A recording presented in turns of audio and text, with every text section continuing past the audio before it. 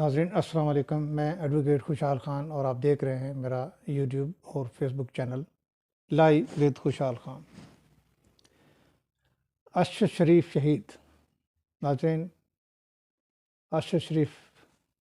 شہید کر دیا گیا، لیکن اس کے پیچھے ایک بھیانک بیک گراؤنڈ ہے جس کا جاننا بہت ضروری ہے۔ بہت لوگوں نے اس پہ ویلاگ کیے ہے، بہت کچھ بتایا، لیکن بہت سی چیزیں ہیں جو شاید عوام کو ان کے بارے میں علم نہیں ہے۔ اب ایک یہ بات تو طے ہے کہ یہ ارشد شریف نے ایک تناور درخت لگا دیا ہے اپنا خون دے کر کے، شہادت حاصل کر کے۔ یہ ایک چوروں، نصر بازوں اور فراڈیوں کا جو ایک کرمنل گروپ ہے، شریف خاندان، اس کے حواری رانا ثناء اللہ اور کمپنی، یہ ان کے کلا کما کا سبب بنے گا انشاءاللہ تعالی۔ یہ اس کی تحریک بنے گی ایسی، چونکہ قانون، قدرت کا قانون ہے کہ قتل کبھی رائے گاہ نہیں جاتا، ناحق قتل کبھی رائے گاہ نہیں جاتا۔ تو ہم بینگ مسلم اس پہ یقین رکھتے ہیں، ایمان رکھتے ہیں کہ ارشد شریف شہید کا خون رنگ لائے گا۔ اب ناظرین، میں تھوڑا سا انٹروڈکشن کرا دوں کہ یہ اس کا ارشد شریف کا سارا بیک گراؤنڈ جو ہے، اس کی جو فیملی بیک گراؤنڈ ہے وہ سارا فوجی ہے۔ اس کا والد نیوی میں تھا اور اس کا بھائی آرمی میں تھا۔ اس کے والد کو ریٹائرمنٹ کے بعد ہارٹ اٹیک ہوا۔ اس کا چھوٹا بھائی جو تھا اشرف شریف، وہ آرمی میں میجر تھا، وہ وزیرستان سے آ رہا تھا، آتے ہوئے شہید کر دیا گیا اس کو بھی۔ تو ایک ہی دن اس کا باپ اور اس کا بھائی ایک ہی دن دونوں کے جنازے دفنائے انہوں نے، اور یہ واحد فیملی ممبر تھا، میل ممبر تھا، ابھی باقی جو زندہ رہ گیا تھا۔ اس کا اس کی جو صحافت کا جو ہے دور، وہ انتہائی عمدہ رہا ہے۔ اب میں نے بھی میڈیا میں کام کیا ہے، تو ہم دیکھتے رہتے ہیں کہ لوگ تھوڑا سا کہانی کو ٹوسٹ بھی کر جاتے ہیں، جس کو زیادہ رگڑا لگانا ہو، جس کو زیادہ اس کا کرنا ہو، اس کو اگر کچھ اس کو مزید بدنام کرنا ہو کسی کو، تو ایسے صحافی ہوتے ہیں جو اس کا رگڑا لگا دیتے ہیں، ٹوسٹ کر دیتے ہیں اس کو، زیادہ جتنا ہوتا نہیں ہے، جتنا جرم ہوتا نہیں ہے، جتنا وہ بیان کر دیتے ہیں۔ لیکن ارشد شریف کی یہ کوالٹی تھی کہ وہ جو ہوتا تھا وہی بیان کرتا تھا۔ انتہائی ایماندار، انتہائی دلیر اور انتہائی ذہین آدمی تھا، اس میں کوئی شک نہیں ہے۔ اور ہم سب کو ایسا دکھ لگا ہے کہ جیسے یہ کوئی اپنا بندہ ہے۔ بہت دکھ، انتہائی دکھ ہوا ہے اس کا، کیونکہ یہ بندہ جہاد کر رہا تھا، اور بہت یعنی ملک اور قوم کے لیے اپنی ذاتی، اس کے بے شمار آفرز ہوئیں، اس کو پیسے کی آفرز ہوئی، گورنمنٹ میں پوزیشنز کی آفر ہوئی کہ جو پوزیشن چاہیے وہ دیتے ہیں، لیکن اس جوان نے کسی چیز کی پرواہ نہیں کی، یہ اپنے کام میں لگا رہا، اور اس نے وہ کام کر دکھایا، اس نے ثبوتوں کے ساتھ شریفوں کی جو چھپی ہوئی، جو ڈکی ہوئی، جو انہوں نے فراڈ سے چھپائی ہوئی شرافت تھی، وہ اتنا اس نے ایکسپوز کر دیا کہ شریفوں کو پوری دنیا میں ان کو میں، خواہ وہ اوورسیز پاکستانی یہاں ان کو پکڑتے ہیں، ایمن فیلڈ میں جہاں رہتے ہیں وہ پکڑتے ہیں، کوئی خفیہ میٹنگ کرتے ہیں وہاں پہنچتے ہیں، ساری دنیا میں پاکستانی ان کا پیچھا کر رہے ہیں۔ کوئی ایئرپورٹ ہو، کوئی ریلوے اسٹیشن ہو، کوئی بس اسٹیشن ہو، کوئی مارکیٹ ہو، کوئی شاپنگ مال ہو، کوئی ریسٹورنٹ ہو، ہر جگہ یہ پکڑے جاتے ہیں۔ تو یہ ارشد شریف کا ہی کمال تھا، جتنی دلیری سے فرنٹ پہ وہ کھیلا ہے۔ یہ اس کا بھی کئی دفعہ بیان آیا ہے کہ جو رات قبر میں ہے وہ باہر نہیں ہے، لیکن اس کے بارے میں تھوڑا سا مزید جو اس کا بیک گراؤنڈ ہے قتل کا، وہ آپ کو میں بتانا چاہتا ہوں کہ وہ جب یہاں سے گیا، جب یہاں تھا، تو اس کو اطلاع مل گئی کہ اس کے لیے ہیڈ منی دے دی گئی ہے، پیسے دے دی گئے ہیں اس کو قتل کرانے کے لیے، اور یہ اس کو علم بھی تھا اور یقین بھی تھا۔ اسی تناظر میں وہ عمران خان سے بھی ملا، اور عمران خان نے بھی جب اس نے عمران خان کو بھی چونکہ پتہ تھا، چونکہ کے پی کے گورنمنٹ نے وہ ڈسکشن دہشت گردوں کی سن لی تھی جو انہوں نے انٹرسیپٹ کی تھی، کے پی کے گورنمنٹ نے انٹرسیپٹ کر لی تھی، جس میں ارشد شریف کو شہید کرنے کا منصوبہ بنا گیا، اس کی باتیں ہو رہی تھیں۔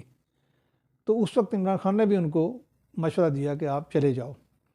لیکن ایک اس کے ساتھ ایک اور خاص بات یہ ہوئی جو شاید بہت کم لوگوں کو پتہ ہے،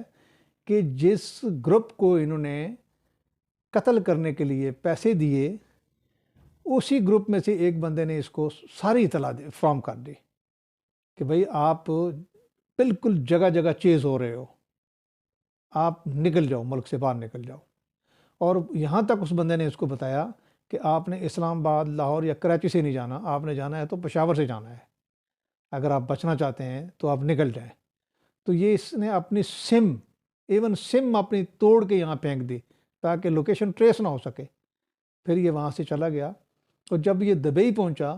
تو تب بھی اس کی سرویلنس ہو رہی تھی، بالکل ایک ایک لمحہ کی سرویلنس ہو رہی تھی، اس کی دیکھا جا رہا تھا، اس کی ساری موومنٹ نوٹ کی جا رہی تھی۔ پھر اس کے بعد اسی حکومت نے، یہ ابھی حکومت کی کوشش یہ ہے کہ یہ ایجنسیز پہ لگا دے، ملٹری کی ایجنسیز پہ لگا دے، آئی ایس آئی پہ یا اس طرح سے فوج پہ یہ سارا الزام ٹوم دے کہ انہوں نے مروایا ہے، لیکن مروانے والی یہ شریفوں کی، یہ نوسربازوں کی، کرمنلز کی حکومت ہے۔ اور رانا ثناء اللہ نے وہاں بندے چھوڑے، اس کو جب دیکھا، پھر جب دیکھا کہ یہاں کوئی چانس نہیں مل رہا ہے، تو پھر اس نے رانا ثناء اللہ نے کہا کہ اس کو ایکسٹراڈائٹ کراؤ۔ پھر دبئی حکومت میں جب پریشر پڑا تو وہ اس کے پاس گئے ہوٹل میں، اور اس کو بتایا کہ آپ ایسا کرو کہ ہمیں تو کہا گیا کہ آپ ایکسٹراڈائٹ کریں، ڈیپورٹ کریں واپس، لیکن ہم ایسا نہیں کرنا چاہتے، آپ یوں کریں کہ اس ملک کو 72 گھنٹے میں چھوڑ دیں، آپ چلے جائیں۔ اب یہ یہاں سے کہانی شروع ہوتی ہے کہ وہ کینیا کیوں گیا، لیکن کینیا میں دیکھیں نا یہ اتنی انٹینسٹی کیوں تھی، اس بندے کی ہیڈ منی دی، اور اس کو جو اتنا دلیر آدمی، اس کو یقین ہو گیا کہ ہاں ہیڈ منی دی ہے، مجھے چھوڑیں گے نہیں، وہی وہاں چلا گیا، اور وہاں سے گھر والوں سے بھی نمبر چینج کر کے بات کرتا۔ تو وہاں سے وہ کینیا اس لیے نہیں گیا کہ غالباً یہ بات درست نہیں ہے کہ جی وہ کینیا اس لیے گیا ہے کہ وہ وہاں انٹری ہے، ارائیول پہ ویزا مل جاتا ہے۔ کینیا میں اس کو کسی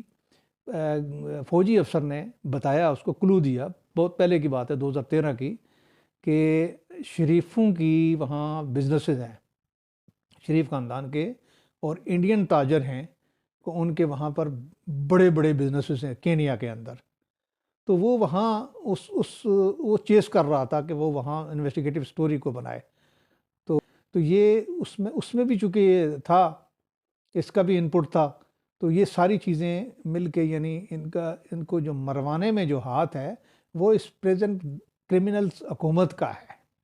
یہ جو ابھی شفٹ کر رہے ہیں اس کو کہ بھئی یہ اس کا ایجنسیز پہ لگا کے اس کو اپنی جان چھڑائیں، یہ نہیں ہوگا۔ جی ایچ کیو نے ویسے لیٹر لکھ دیا ہے کہ اس کی تھارو انویسٹیگیشن کریں، اور یہ بتائیں کہ وہ کون لوگ تھے جنہوں نے ارشد شریف کو یہاں سے بھاگنے پہ مجبور کیا، کہ وہ بھاگنا پڑا اس کو، وہ کیا تھا، وہ محرکات اگر پتہ چل گئے تو سب نظر آ جائے گا۔ اور یہ جو ابھی کہہ رہے ہیں کہ جی کینیا جا کے انویسٹیگیشن تو فلاں، اور بھائی آپ نے سب یہی دیکھیں کہ یہاں سے کس نے اس کو،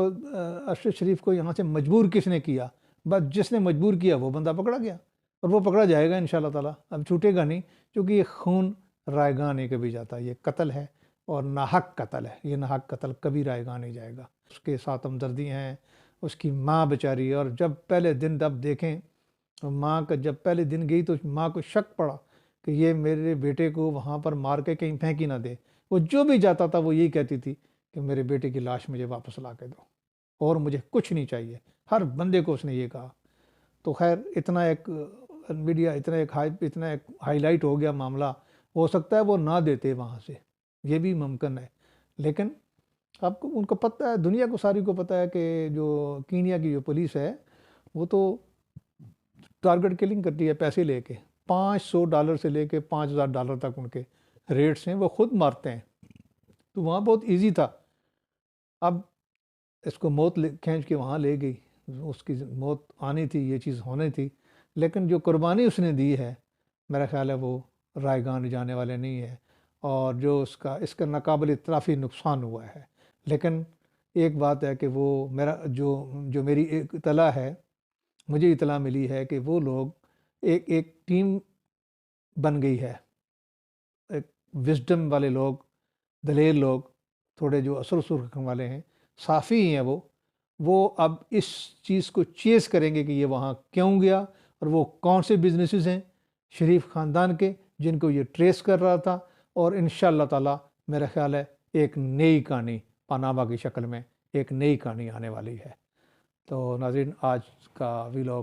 اتنا ہی ہے۔ السلام علیکم، خدا حافظ۔